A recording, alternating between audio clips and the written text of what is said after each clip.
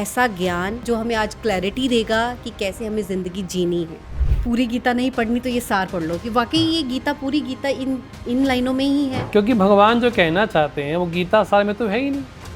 जब वहाँ पर कहा जाता है कल किसी और का था आज किसी और का है, क्या लेकर के आए क्या लेकर के जाओगे, कि तुम वास्तव में पहचानो कि तुम कौन। तो वो पहचान में ही तो इंसान उलझा हुआ है। तो जब हम हर तरफ बच्चे को उलझा रहे हैं तो ये पहचान कहाँ से आएगी?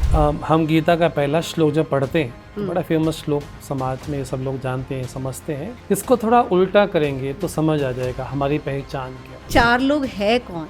क्योंकि ये कभी हमारे कहते हैं ना दुख के टाइम तो नहीं आए। तो ये चार लोग क्यों आ जाते हैं जब हम सही गलत की पहचान करने लगते हैं? भगवान बोलते हैं कि लोग क्या कहेंगे, मन की कल्पना से दूर जाना चाहिए। लोग बोलते हैं कि हमें फास्ट फूड खाना चाहिए नहीं खाना चाहिए, गीता ये भी बोलती है। गीता सब कुछ छोड़ना सिखा रही है या गीता जीना सिखा रही है, तो कहाँ क्यों गीता हमें पढ़नी चाहिए, क्यों जीना सिखा रही है, कैसे जीना सिखा रही है? तो गीता के प्रत्येक श्लोक, भगवान का हर उपदेश हमारे रोजमर्रा जीवन के साथ जुड़ा हुआ है। अगर हमारा विजन जब तक क्लियर नहीं होगा तो मैं समझता हूँ कि हम गीता में भटक ही जाएंगे। आपके जीवन में आपने गीता को कैसे उतारा? क्या आपको निर्णय लेने में आसानी हुई, सही गलत की पहचान की? गीता को पढ़ा, समझा, जानने की कोशिश की तो यही लगा कि वास्तव में अगर हमें जीवन में कोई सही मार्ग दिखला सकता। आज की युवा पीढ़ी के लिए आप क्या कहना चाहेंगे गीता के माध्यम से? और वास्तव में जो अर्जुन जैसा व्यक्ति है वो अर्जुन जैसा व्यक्ति आज के युवा को रिप्रेजेंट करता है कि अर्जुन और भगवान कृष्ण उस समय कोई सामान्य नहीं। हेलो, नमस्कार, हरे कृष्णा। स्वागत है आपका आज के पॉडकास्ट में। क्या आप सबने कभी सोचा है कि हम हर तरफ, चाहे वो रिश्ते हैं, करियर हैं, बिजनेस हैं, बच्चे हैं, बहुत सारी चीज़ें हैं, इन सबको लेकर उलझे हुए हैं। बहुत सारी कन्फ्यूज़न, बहुत सारी उलझन हर किसी की लाइफ में है। और इस सारी कन्फ्यूज़न, उलझन का समाधान भी हमारे आसपास है। उस ज्ञान की बात करने वाले हैं जो हमें हर तरह के जीवन के संघर्ष, चिंताएं और हमारी ज़िंदगी की उलझनों से निकालेगा। ऐसा ज्ञान जो हमें आज क्लैरिटी देगा कि कैसे हमें ज़िंदगी जीनी है। जी हाँ, हम बात कर रहे हैं वो ज्ञान, गीता का ज्ञान, जो ना तो कहीं आश्रम में लिखा गया, ना किसी जंगल में लिखा गया, ना किसी साधु संत द्वारा लिखा गया, बल्कि वो ज्ञान जो एक युद्ध के मैदान, एक संघर्ष के दौरान, एक चिंताओं के माहौल के दौरान दिया गया। तो ऐसा ज्ञान जिसको आज हम बहुत संक्षिप्त, बहुत ही क्लैरिटी से समझेंगे, क्योंकि आज के जो हमारे गेस्ट हैं वो श्रीमद् भागवत गीता के कथावाचक तो हैं ही, बल्कि इसके साथ साथ वो ऑनलाइन क्लासेस भी देते हैं गीता के ज्ञान की। बच्चों को बहुत सारी चीज़ें क्लियर करते हैं ताकि उनके बिहेवियर, जो आजकल बच्चों का बिहेवियर जो चेंजेस देखने को मिल रहे हैं, गीता के ज्ञान से बहुत सारी कन्फ्यूज़न को दूर करके उस बिहेवियर को बहुत अच्छे से सही किया जा सकता है। तो आइए जानेंगे आज गीता के ज्ञान को। तो आज हमारे साथ हैं स्वामी श्री दिव्यानंद पुरी जी महाराज। नमस्कार, हरे कृष्णा, स्वागत है आपका MVP मंथन में। धन्यवाद। तो अभी गीता का हम बचपन से सुनते आ रहे हैं कि आप पूरी गीता नहीं पढ़ सकते, तो गीता का सार हर कोई जानता है कि वो लाइनें कि क्या लेके आए थे, क्या लेके जाओगे, हाँ। जो आज तुम्हारा है कल किसी और का होगा।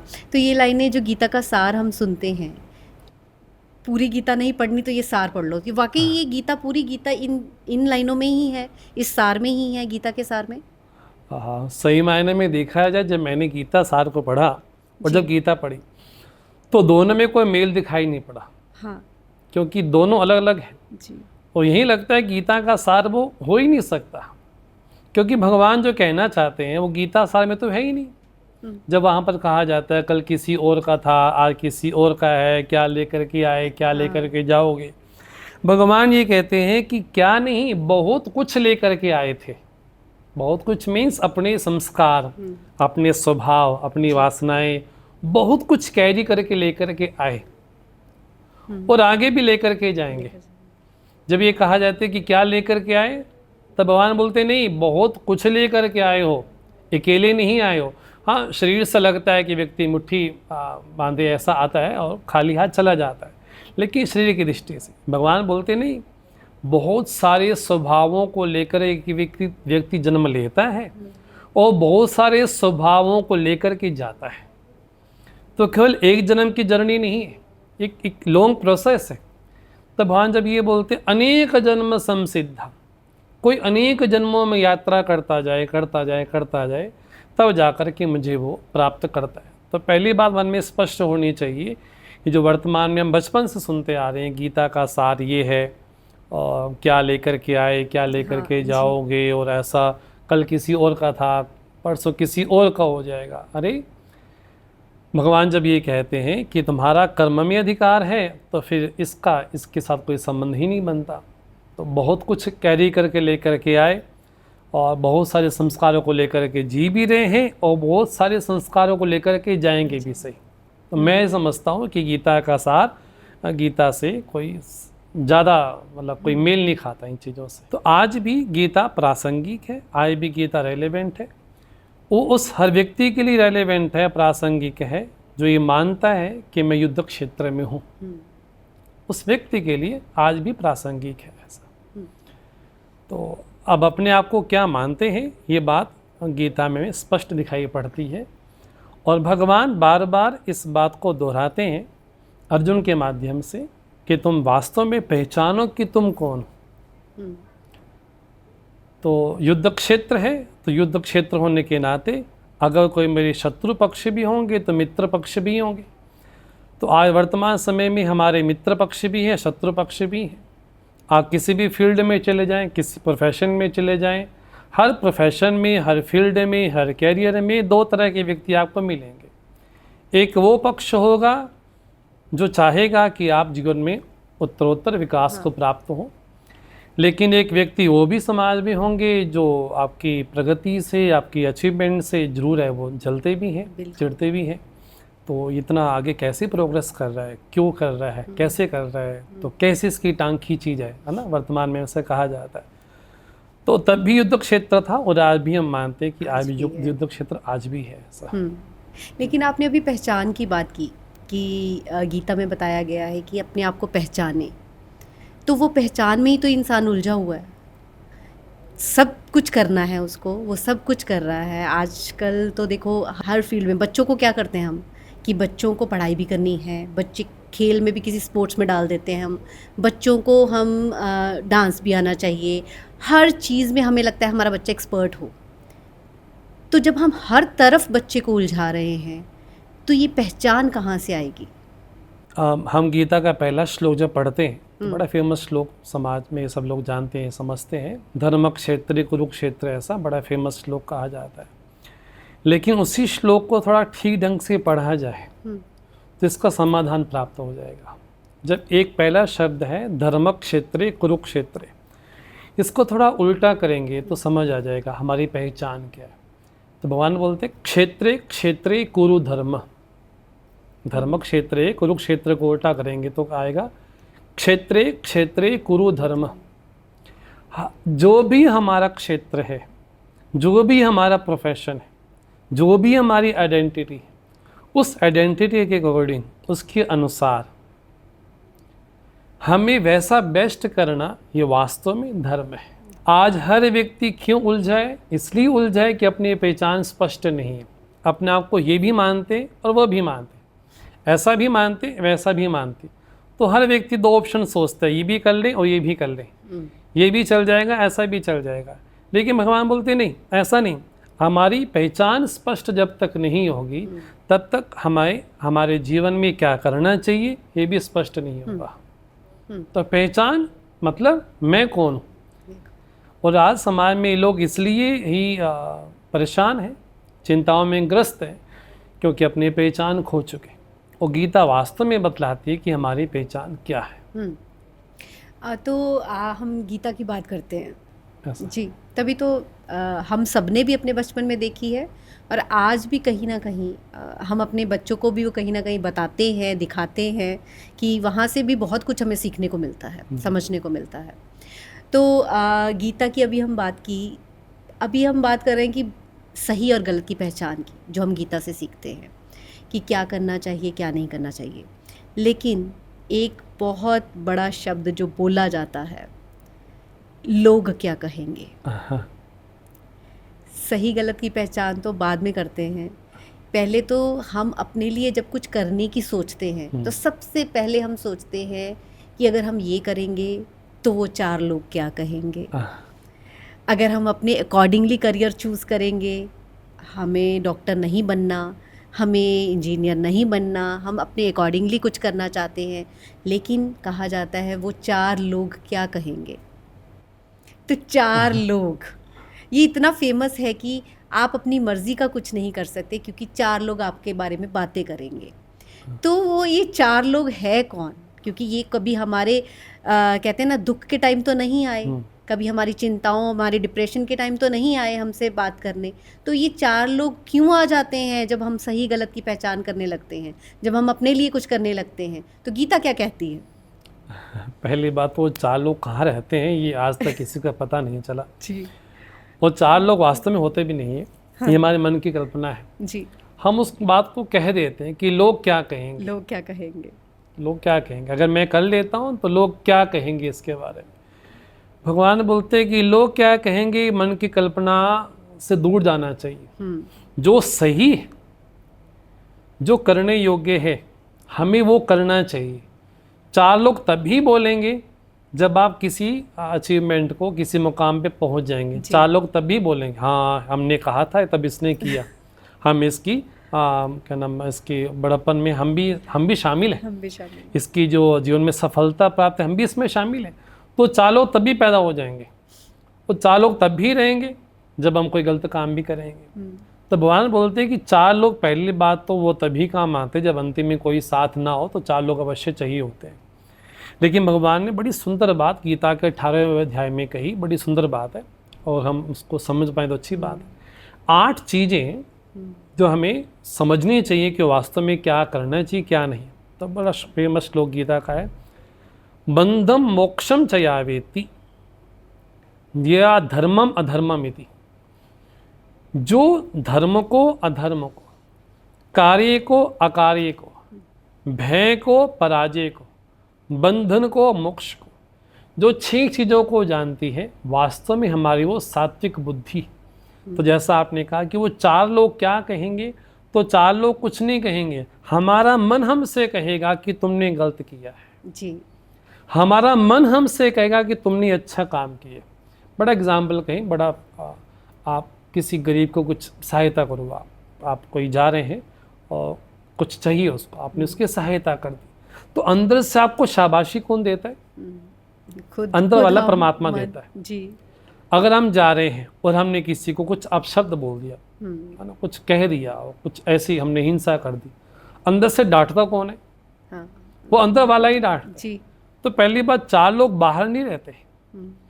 4 लोग क्या कहेंगे अगर इस मन में ही उलझन में पड़े रहे, चले रहे, तो हम कुछ भी काम कर नहीं पाएंगे। जी।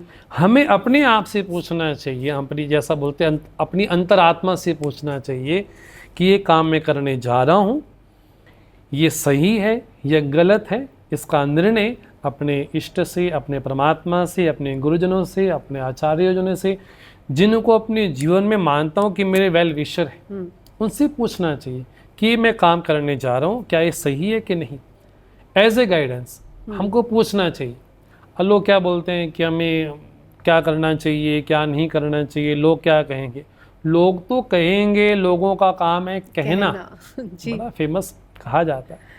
अपने आप से पूछना चाहिए कि हमें क्या करना चाहिए, हमें क्या ठीक लगता है, इसका लॉन्ग इफेक्ट क्या पड़ेगा, इस रिलेशन का आगे जाके क्या प्रभाव पड़ेगा। तो अगर हम समझ जाएं तो जीवन में कभी हम भटकाव में नहीं आएंगे। हम इसलिए भटकाव में आते क्योंकि हम बड़े शॉर्ट टर्म में, बड़े शॉर्टकट वे में चलते हैं जी। कि थोड़ा शॉर्ट टर्म ले लिया और कर लिया। लेकिन जीवन कभी भी शॉर्टकट से नहीं चलता, ये एक वन वे है। तो वन वे होने के कारण यहाँ पे यू टर्न नहीं है। समाज में यू टर्न हो सकते हैं लेकिन यू टर्न यहाँ पर है ही नहीं, ये वन वे है। तो वन वे होने के कारण हमें स्वयं ही निर्णय लेना है कि हमें क्या करना चाहिए क्या नहीं करना चाहिए, और इसका प्रभाव समाज पे, देश पे, संस्था पे क्या पड़ेगा, ये स्वयं सोच समझ के लेना पड़ता है। अगर हम गीता ठीक से पढ़ेंगे, हालांकि लोगों के पास समय नहीं है, लेकिन फिर भी थोड़ा भी कुछ भी पढ़ते हैं हम, तो इतना बात तो मन में स्पष्ट आ जाती है। अगर पूरी गीता भी नहीं पढ़ सकते, पूरी नहीं पढ़ सकते, लेकिन कुछ अंश तो पढ़ ही सकते। और जब पढ़ के थोड़ा मन में चिंतन करेंगे तो लगेगा गीता कोई कठिन ग्रंथ नहीं है, एक रोज जीवन जीने का ग्रंथ है। भगवान तो यहाँ तक बोल देते हैं कि क्या खाना है क्या नहीं खाना, इसकी भी चर्चा गीता में। अब बताइए, लोग बोलते हैं कि हमें फास्ट फूड खाना चाहिए नहीं खाना चाहिए, गीता ये भी बोलती है। तो गीता में हमारे जीवन में ये तक कहा गया कि कितना सोना कितना जगना। गीता मैनेजमेंट के बारे में बहुत अच्छा बोलती है। गीता जो टीम वर्क इसके बड़ा अच्छा बोलती है। गीता रिलेशन के बारे में बड़ा अच्छा बोलती है। हमने गीता को इसलिए मान लिया कि गीता कोई आश्रम में पढ़ने वाली चीज़ है, नहीं जी। हमारे जीवन में जो भी कुछ घटता है उसका सीधा संबंध गीता से, और गीता का संबंध हमारे जीवन से। गीता के बारे में हमेशा जो हम सुनते आ रहे हैं या सुना जाता है कि जब इंसान का आखिरी वक्त होता है तब गीता सुननी चाहिए, पढ़नी चाहिए। अगर कोई बीमार है तो उसके आगे गीता का जो है, गीता पढ़ो, गीता सुनाओ उनको। तो गीता को इस तरीके से लिया जाता है कि जब आप सब कुछ छोड़ छाड़ दो तब आप गीता पढ़ो, क्योंकि गीता आपको छोड़ने के लिए बोलती है। ये जो माना जाता है कि गीता सब कुछ छोड़ने के लिए बोलती है, तो लेकिन हमको तो काम करना है, हमको कर्म करना है, हमको भी लाइफ में बहुत कुछ करना है। तो अभी से अगर हम ये सब कुछ छोड़ देंगे, बहुत सारे लोगों की ये सोच है, तो ये जो कन्फ्यूज़न है कि गीता सब कुछ छोड़ना सिखा रही है या गीता जीना सिखा रही है, तो कहाँ क्यों गीता हमें पढ़नी चाहिए, क्यों जीना सिखा रही है, कैसे जीना सिखा रही है, थोड़ा सा व्यूअर्स को क्लियर कीजिए ताकि वो गीता को सुने, पढ़ें। पहली बात तो मन में स्पष्ट, तो गीता छोड़ने के लिए कुछ नहीं कहती। तो गीता के प्रत्येक श्लोक, भगवान का हर उपदेश हमारे रोजमर्रा जीवन के साथ जुड़ा हुआ है। हमने गीता को बहुत दूर कर दिया, युवाओं से, बच्चों से, बड़ों से, आम लोगों से बहुत दूर कर दिया। उसमें मैं समझता हूँ कि कहीं ना कहीं हमारी कमी, चाहे वो कथावाचकों की हो या कोई शास्त्रज्ञ की हो, कि हमने गीता को समाज से बहुत दूर कर दिया जी। जबकि गीता जीवन का ग्रंथ है। मतलब प्रारंभ से लेकर के अंतिम तक, सुबह उठने से लेकर के रात्रि सोने तक, हम जो भी हमारे ऑफिस में जॉब होती है वहाँ तक, जो हमारा रिलेशन है वहाँ तक, गीता हमारे जीवन के साथ जुड़ी। हाँ। ये मन में स्पष्ट होना चाहिए। वास्तव में गीता कहती है कि छोड़ना नहीं, पहचानना है कि ये जरूरी है कि नहीं जी, ये करना चाहिए या ये नहीं करना चाहिए, ये मेरे लिए सही है या गलत है, ये मेरे लिए लाभप्रद है कि हानिप्रद है, ये हितकर है कि अहितकर है। अगर हमारा विज़न जब तक क्लियर नहीं होगा तो मैं समझता हूँ कि हम गीता में भटक ही जाएंगे। हाँ, जी। जैसे आपने बात कही कि सब कुछ छोड़ देना चाहिए, व्यवहार में जीते हुए गीता उतारी जाए, ये भगवान का मुख्य कहना है जी। व्यवहार में आप जो भी काम कर रहे हो, जैसा भी काम कर रहे हो, इवन मैं यहाँ तक भी कहता हूँ, अगर आप देश की सुरक्षा में भी खड़े हैं और आपके हाथ में AK-47 भी है, तब भी आप गीता को जीवन में उतार सकते हो, तब भी जीवन में गीता में कर्मयोग उतर सकता है, तब भी गीता जीवन में उतर जाएगी।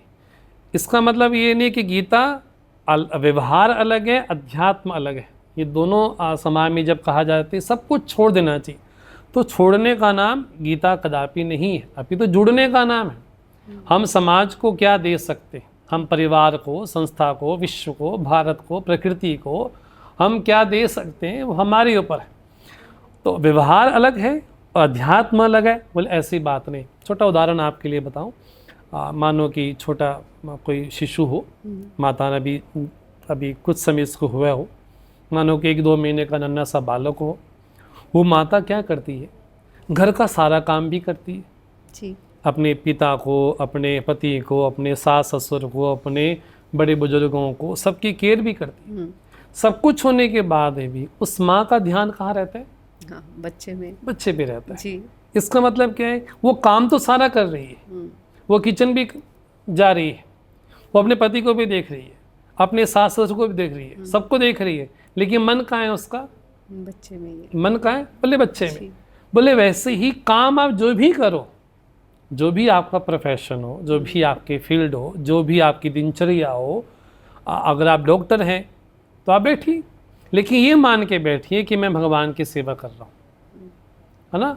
अगर आप किसी भी फील्ड में हैं तो ये मान के चलिए कि मैं भगवान की सेवा ही कर रहा हूँ। तो जो भी आप काम करो, लेकिन मन में क्या होना चाहिए? मन में केवल एक ही भाव होना चाहिए कि परमात्मा के लिए, ईश्वर के लिए, भगवान के लिए मैं कर रहा हूँ और दूसरे के लिए नहीं कर रहा हूँ। और जब ये बात कही जाती है, जब व्यक्ति मानो कि मरने को तैयार हो, मानो कि इसका शरीर छूटने वाला हो, तब ये कहा जाता है कि अंतिम में कम से कम उसने सारी उम्र गीता नहीं पढ़ी, कम से कम जाने के समय में कोई ऐसा कोई थॉट ना आ जाए मन में, क्योंकि स्वाभाविक है, सनातन धर्म ये मानता है कि जीव इस शरीर में आता है।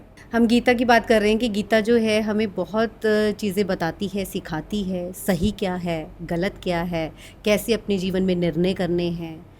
तो आपसे मैं जानना चाहूँगी, आपने अपनी ज़िंदगी में गीता को उतारा, आप निरंतर गीता पढ़ते हैं, अध्ययन करते हैं, सुनते हैं, कथाएँ करते हैं, कथावाचक हैं तो लोगों को ज्ञान देते हैं, क्लासेस लगाते हैं, बच्चों को ज्ञान देते हैं।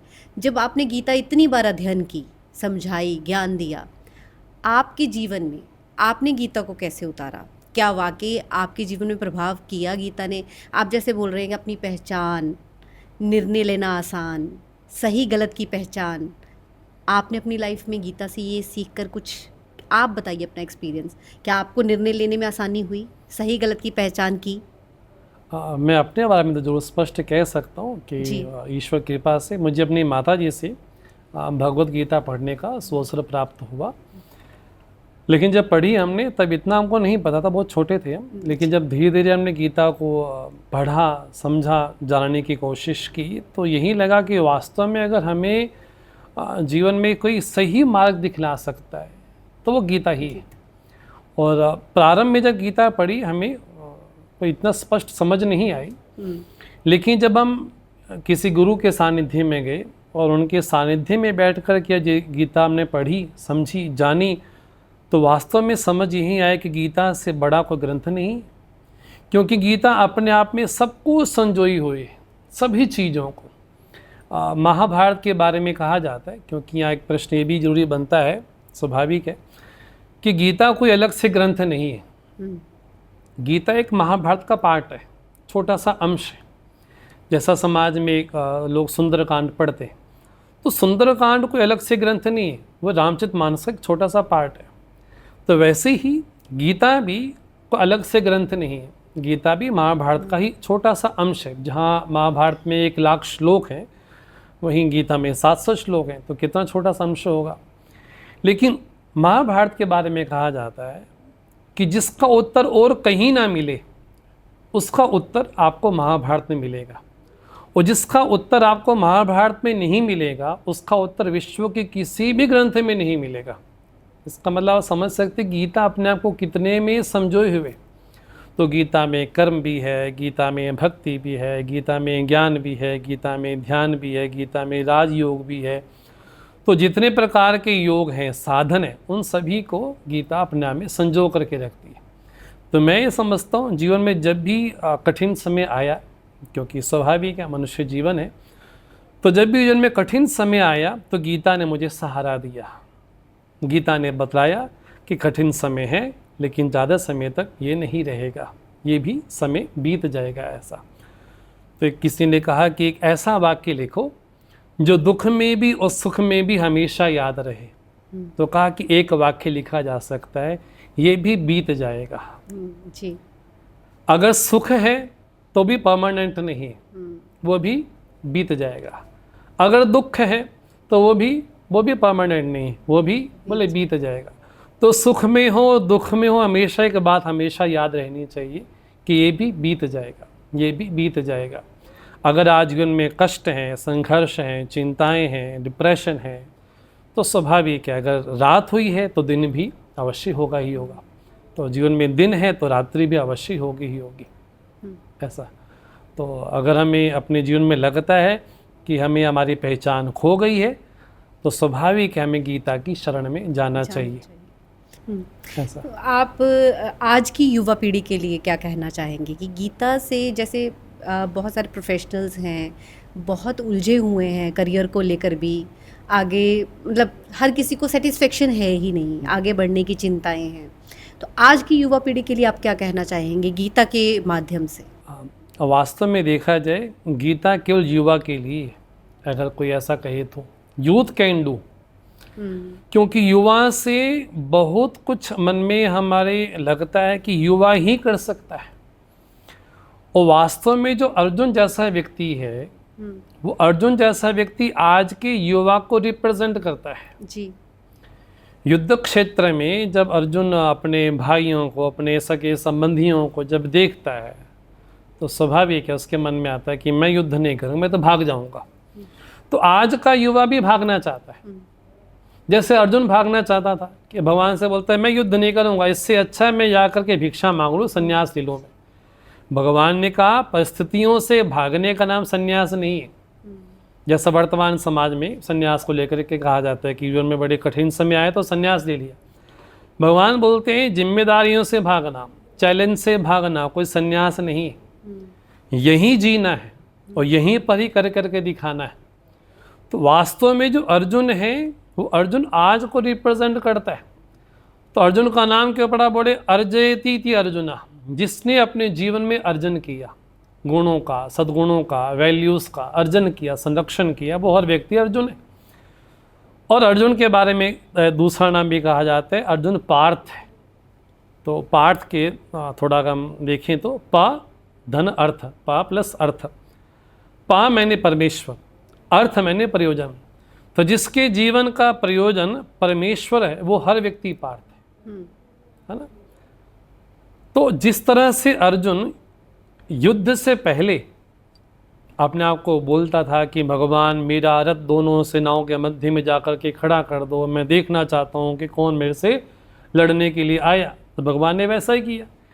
लेकिन जैसे ही भगवान ने अर्जुन का रथ पितामह भीष्म के सामने खड़ा किया तो तुरंत उसके मन में आ जाता है कि मेरे सगे संबंधी है, मेरे आचार्य को मैं कैसे मार सकता हूँ।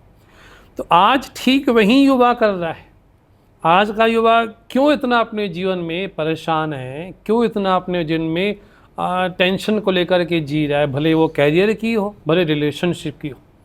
इसलिए है क्योंकि वास्तव में अर्जुन जैसा भ्रमित तब था, आज भी अर्जुन जैसा युवा आज भी भ्रमित ही है जी। वो भी भ्रमित था कि मुझे युद्ध करना चाहिए कि नहीं करना चाहिए, या युद्ध से भाग जाना चाहिए।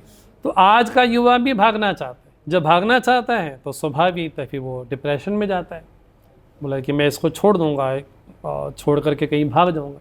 तो भागने का नाम गीता नहीं, जीने का नाम गीता है। ये आर्ट ऑफ मैन मेकिंग है ना। केवल भागने का नाम गीता नहीं। जैसा लोग कई बार गीता के बारे में कह देते हैं कि गीता कहती है कि तुम मोक्ष प्राप्ति कर लो, एकांत स्थल चले जाओ। गीता कभी नहीं बोलती। गीता ये बोलती कि आप जहाँ पर भी हैं, जिस भी फील्ड में हैं, जिस भी प्रोफेशन में हैं, आप घर में हैं, आप ऑफिस में हैं, आप देश की सुरक्षा में हैं, आप कहीं पर भी हैं, वहाँ पर गीता उतर जाती है। तो गीता समझने के लिए, पढ़ने के लिए किसी एकांत प्रदेश में जाने की आवश्यकता नहीं। तो स्वामी जी, एक बहुत मतलब इस बारे में चर्चा की जाती है, हमें भी गीता के ऊपर हमने जो पॉडकास्ट किए, हमें भी कुछ क्वेश्चंस आए थे व्यूअर्स के, और बहुत सारे जो आजकल की यंग जनरेशन है ये इस तरह की बातें की जाती हैं या क्वेश्चन किए जाते हैं कि गीता का ज्ञान जो बोला जाता है युद्ध भूमि में दिया गया अर्जुन को। तो इस तरीके से बातें हो रही हैं कि क्या युद्ध को रोका गया? 2 घंटे की ये हम गीता पढ़ने में लगाते हैं, हमें 2 घंटे लग जाते हैं, तो ये उपदेश क्या युद्ध को रोक के दिए गए? सामने सेना खड़ी थी, क्योंकि जब हम पढ़ते हैं कि अर्जुन जब वार नहीं कर रहे थे, सामने अपने खड़े थे, तो तब ये ज्ञान दिया गया। तो क्या वहाँ पर ये युद्ध को रोका गया या ये कल्पना है वेद व्यास जी की, कल्पना के द्वारा उन्होंने ये उपदेश जो है बनाए हैं, या क्या है? इसके ऊपर बहुत चर्चा हो रही है, तो इसके ऊपर आप बात करते हैं। पहली बात तो गीता कब उतरी ये मन में स्पष्ट होना चाहिए। महाभारत के अनुसार ये कोई लाइव कमेंट्री नहीं चल रही, जैसे कि हम बचपन में महाभारत देखते थे टीवी में, तो संजय बोलता था कि धृतराष्ट्र से कि यहाँ पर ये चल रहा है, वहाँ पर ऐसा चल रहा है, वहाँ पर ऐसा चल रहा है। एक्चुअल में वैसा महाभारत में नहीं है, मूल ग्रंथ में ये कोई लाइव कमेंट्री नहीं चल रही।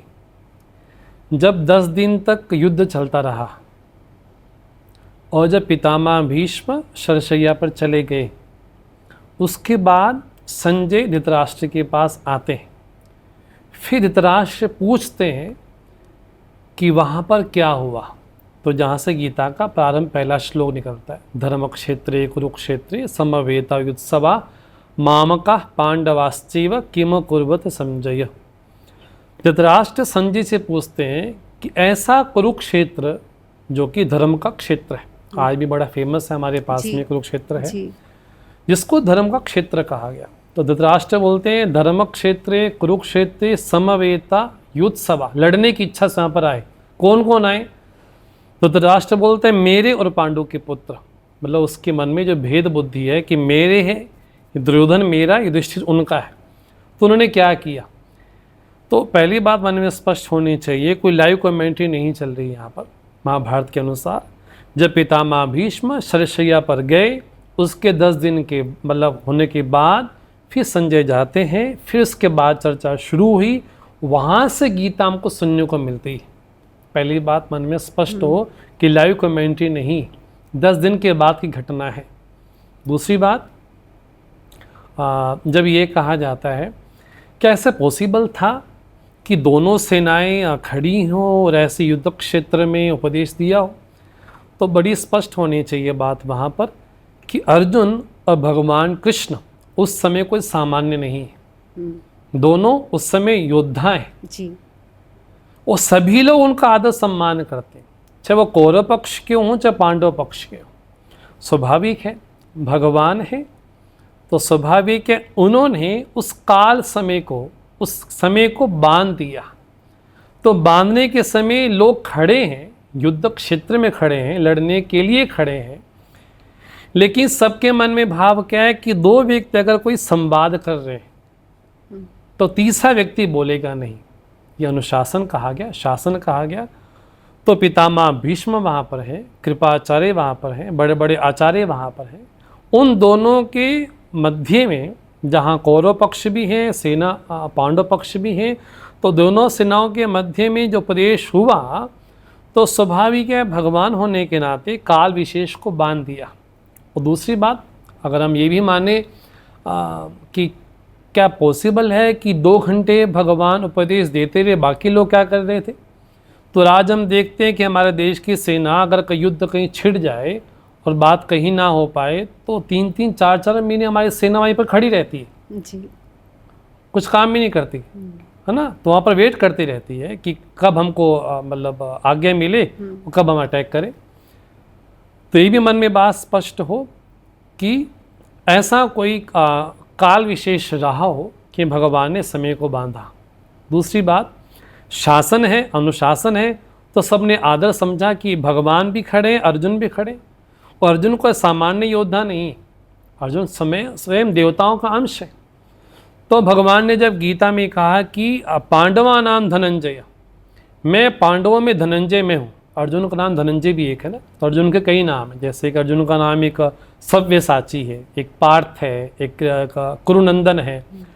उन्हीं में से एक नाम अर्जुन का ये भी है कि अर्जुन कैसा बोले, महाबाहो है। तो आप गीता पढ़ेंगे तो गीता में अर्जुन के भी और भगवान के कई नाम ऐसा सुनने को मिलते हैं। तो भगवान जब ये कहते हैं, जब समाज में ये कहा जाता है कि उपन्यास मात्र है, तब ये समझना चाहिए कि उपन्यास के जो पात्र होते हैं वो मनगढ़ंत होते हैं। उपन्यास के पात्र जीवंत नहीं होते जी। वेदव्यास जी ने उपन्यास नहीं लिखा, आज भी वो पात्र हैं, आज भी एग्जिस्ट करते हैं पात्र। तो ऐसा नहीं कि केवल वेदव्यास जी की मन की कल्पना है, एक उपन्यास है, केवल नोवेल मात्र है, ऐसा नहीं। अगर उपन्यास होता, उस उपन्यास का पात्र किसी का इष्ट नहीं होता जी। आज वर्तमान समय में कृष्ण किसी के इष्ट हो सकते हैं, खाटू श्याम किसी के इष्ट हो सकते हैं, है ना। अगर कोई पात्र है तो आज वो किसी के इष्ट भी, हमारे कितने संत परंपरा हुई है, आचार्य परंपरा हुई है, जिन्होंने ये माना है कि भगवान श्री कृष्ण हुए हैं, हमारे वो उपास्य हैं, हमारे परमात्मा है, ऐसा मानते भी हैं। तो दूसरी बात मन में स्पष्ट हो कि वेद व्यास जी की मन की कल्पना नहीं, अपितु तो वेद व्यास जी को एक दिव्य दृष्टि प्राप्त थी कि वो युद्ध क्षेत्र को देख सकते थे कि वहाँ पर क्या चल रहा है, क्या नहीं चल रहा है। तो ये उनकी मन की कल्पना नहीं, आज भी इतिहास है। तो इतिहास की दृष्टि से हम महाभारत को पढ़ते हैं, क्योंकि दो बड़े विशेष ग्रंथ कहे जाते हैं हमारे भारतीय संस्कृति में, इतिहास में, एक वाल्मीकि रामायण और एक महाभारत, जो कि आज भी उसकी जो सत्यता है वो आज भी सिद्ध होती है। तो ये तभी तो ये पॉडकास्ट किए जा रहे हैं, क्योंकि इतना पढ़ना, जैसे अभी आपने बोला कि इतना पढ़ना अगर कठिन लगता है तो उनको समझना चाहिए गीता कैसे हमारी ज़िंदगी में काम करती है। तो ये जिस तरीके से आपने कही काफ़ी सारी चीज़ें बताई हैं, समझाई हैं, मुझे लगता है कि हम, अगर आपने जैसे भी बताया कि मैनेजमेंट के लिए, टीम वर्क के लिए, रिलेशंस के लिए, बहुत सारी चीज़ों के लिए गीता काम आती है, तो इसको अगर हम एक एक पार्ट में भी लोगों के सामने लेकर आएँ, तब भी ये एक्चुअली जितना टाइम वो पढ़ने में नहीं दे सकते, तो इसको सुन के वो अपने जीवन में जब उतारेंगे तो बहुत काम करेगी। तो इसके लिए ही ये पॉडकास्ट बोले जा रहे हैं, या लोगों के या व्यूअर्स के हमारे क्वेश्चंस हम लेकर आते हैं। तो अभी भी जो हमने गीता के ऊपर पॉडकास्ट किया, अगर हमारे व्यूअर्स के कुछ भी क्वेश्चन, कुछ भी जानना चाहते हैं कि क्या गीता से जुड़ा है, क्या वो जानना चाहते हैं, कैसे उनकी ज़िंदगी में गीता काम आ सकती है, क्या क्या, जैसे कि अभी स्वामी जी ने बताया कि उसमें सब कुछ दिया है हमारी ज़िंदगी से जुड़ा, खाना पीना, सोना, मैनेजमेंट, सारी टेंशन से हम कैसे निकल सकते हैं, मन को कंट्रोल करना, हर कुछ दिया है। तो जो भी आपके प्रश्न है वो आप हमें भेज सकते हैं। तो हम स्वामी जी से फिर से आग्रह करेंगे कि हर एक प्रश्न जो आपके मन में है, गीता के माध्यम से वो हमें हर एक प्रश्न का आंसर दे, हर एक प्रश्न का उत्तर दे। ठीक है स्वामी जी, तो ऐसे ही हम आपके साथ फिर से मुलाकात करेंगे, और गीता का जो आपने बताया ज्ञान बहुत सारी चीज़ें हमें बताता है, बहुत कुछ सिखाता है। तो ये ज्ञान आपसे और जानना चाहेंगे पॉडकास्ट के माध्यम से, तो फिर से मुलाकात करेंगे। तब तक के लिए हरे कृष्णा। हरे कृष्ण। Thank you.